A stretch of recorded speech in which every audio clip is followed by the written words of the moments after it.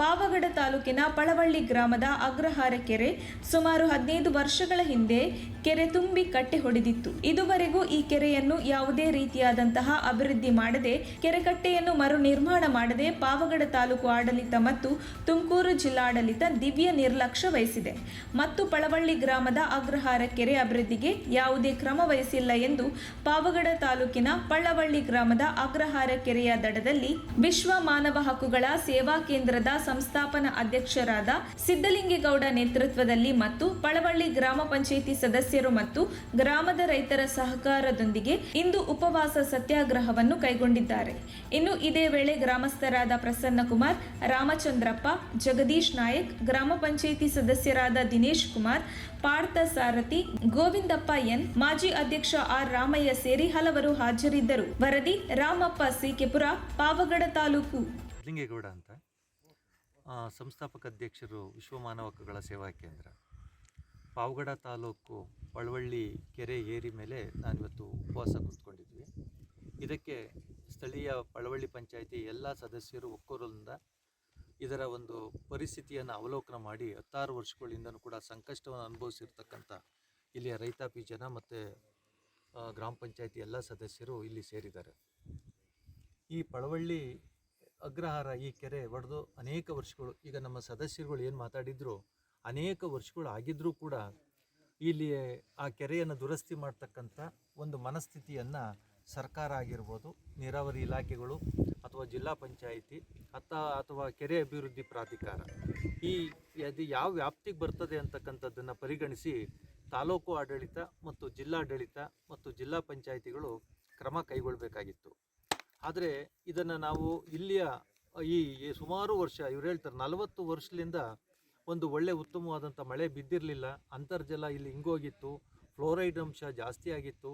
ಜನಗಳೆಲ್ಲರೂ ಕೂಡ ಇವ್ರು ಹೇಳ್ತಾ ಇದ್ರು, ನಮ್ಮ ಒಬ್ಬರು ಸದಸ್ಯರು ತಮ್ಮ ಗೋವಿಂದಪ್ಪನವ್ರು ಹೇಳ್ತಾರೆ, ಒಂದೇ ಕುಟುಂಬದಲ್ಲಿ 9 ಜನ ವಿಕಲಚೇತನರಾಗಿದ್ದರು ಅಂತ. ಇದಕ್ಕೆ ಮೂಲ ಕಾರಣ ಅಂತರ್ಜಲದ ಒಂದು ಮೂಲ ಸಮಸ್ಯೆಗಳು. ಇದ್ರ ಬಗ್ಗೆ ಪ್ರತಿಯೊಬ್ಬರು ಕೂಡ ಅವಲೋಕನೆ ಮಾಡ್ತಕ್ಕಂಥದ್ದು ಈ ಒಂದು ಕಾಮನ್ ಸೆನ್ಸು ಮತ್ತು ಹ್ಯೂಮನ್ ಸೆನ್ಸ್ ಅಂತ ನಾನು ಹೇಳಲಿಕ್ಕೆ ಇಷ್ಟಪಡ್ತಿದ್ದೀನಿ.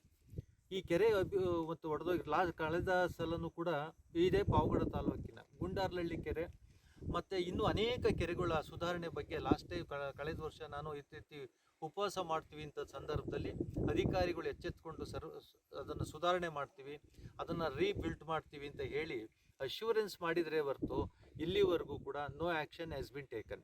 This shows it is failure and negligence of the district and taluk administration. ನನ್ನ ಹೆಸರು ಗೋವಿಂದಪ್ಪ ಅಂತ, ಗ್ರಾಮ ಪಂಚಾಯತ್ ಸದಸ್ಯರು ಪಳವಳ್ಳಿ. ನಮ್ಮ ಪಳವಳ್ಳಿ ಚಿಕ್ಕ ಕೆರೆ ಅಥವಾ ಅಗ್ರಹಾರ ಕೆರೆ ಸುಮಾರು 10-15 ವರ್ಷ ಆಯಿತು ಅದು ಒಡೆದೋಗಿದೆ, ನೀರು ನಿಲ್ತಾ ಇಲ್ಲ. ಸುಮಾರು ವರ್ಷಗಳಿಂದ ನಾವು ಬೇರೆ ಬೇರೆ ಸರ್ಕಾರದ ಗಮನಕ್ಕೆ ತಂದಿದ್ದೀವಿ. ಇಲ್ಲಿವರೆಗೂ ಯಾರು ಕೂಡ ಸರಿಯಾಗಿ ಗಮನ ತಗೊತಾ ಇಲ್ಲ. ನರೇಗಾದಲ್ಲಿ ಏನನ್ನ ಮಾಡೋಕೆ ಹೋದರೆ ನರೇಗಾದಲ್ಲಿ ಸಣ್ಣ ಪುಟ್ಟ ಹಣ ಅಂತ ಹೇಳ್ಬಿಟ್ಟು ಅದನ್ನು ಮಾಡಲಿಕ್ಕೆ ಅಲ್ಲೂ ಕೂಡ ಬಿಡ್ತಾ ಇಲ್ಲ. ಇಲ್ಲಿ ಸುಮಾರು ನಮ್ಮ ಕೆರೆ ಪಕ್ಕದಲ್ಲಿ ಅಂದರೆ ಅದು ಕೆಳಗಡೆ ಒಂದು 100-150 ಕುಟುಂಬಗಳು ಜೀವನ ಮಾಡ್ತಕ್ಕಂಥ ಒಂದು ಜೀವನೋಪಾಯದ ವ್ಯವಸ್ಥೆ ಇಲ್ಲಿ ಇದೆ. ಬಟ್ ಇಲ್ಲೇ ತನಕ ನೀರು ನಿಲ್ತಕ್ಕಂಥ ವ್ಯವಸ್ಥೆ ಆಗಿಲ್ಲ. ಹಾಗಾಗಿ ಯಾರೇ ಆಗಿರ್ಬೋದು, ಈಗ ಇವತ್ತು ಕೂಡ ಇಲ್ಲಿ ಚಿಕ್ಕಕೆರೆ ಹತ್ರ ನಮ್ಮ ವಿಶ್ವ ಮಾನವ ಹಕ್ಕುಗಳ ಅವರು ಕೂಡ ಇಲ್ಲಿ ಕೂತಿದ್ದಾರೆ. ಇಲ್ಲಿವರೆಗೂ ಯಾರೇ ಅಧಿಕಾರಿಗಳು ಬಂದಿಲ್ಲ.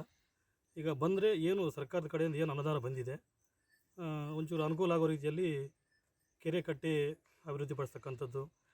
ಈಗ ಹಂಗಾಗಿ ಇಲ್ಲಿ ಏನು ಇಷ್ಟು ದಿವಸಗಳ ಕಾಲ, ಇಷ್ಟು ವರ್ಷಗಳ ಕಾಲ ಕೆರೆ ಒಂದು ಅಭಿವೃದ್ಧಿನ ಮಾಡ್ತಾಯಿಲ್ಲ, ನೀರಿಗೆ ತಕ್ಕಂಥ ವ್ಯವಸ್ಥೆ ಮಾಡ್ತಾಯಿಲ್ಲ. ಹಂಗಾಗಿ ನಾವು ಗ್ರಾಮ ಪಂಚಾಯತ್ ಸದಸ್ಯರು, ಅಧ್ಯಕ್ಷರು ಮತ್ತು ಇಲ್ಲಿರ್ತಕ್ಕಂಥ ಎಲ್ಲ ನಮ್ಮ ಸಂಘಟನೆಯವರು ಉಪವಾಸ ಸತ್ಯಾಗ್ರಹ ಕೂತಿದ್ದೀವಿ. ಹಾಗಾಗಿ ದಯವಿಟ್ಟು ಸಂಬಂಧಪಟ್ಟ ಅಧಿಕಾರಿಗಳು ಇದನ್ನು ಬೇಗ ಕೈಗೆತ್ಕೊಂಡ್ಬಿಟ್ಟು ಈ ಒಂದು ಕೆಲಸನ ಮಾಡಿಕೊಟ್ರೆ ಎಷ್ಟೋ ಜನಕ್ಕೆ ಅನುಕೂಲ ಆಗುತ್ತೆ ಅಂಥೇಳಿ ಈ ಸಂದರ್ಭದಲ್ಲಿ ನಾನು ಈ ಮಾತನ್ನು ಹಂಚ್ಕೊಳ್ತಾ ಇದ್ದೀನಿ. ಗ್ರಾಮ ಪಂಚಾಯತ್ ಹೊಸಳ್ಳಿ ಗ್ರಾಮದ ಸದಸ್ಯರು ನಾವು. ಪಾರ್ಸಾರ್ಥಿ ಅಂತ ಹೆಸರು. ನಮ್ಮ ಪಂಚಾಯತ್ ವ್ಯಾಪ್ತಿಯಲ್ಲಿ ಸುಮಾರು 5 ಕೆರೆಗಳಿವೆ.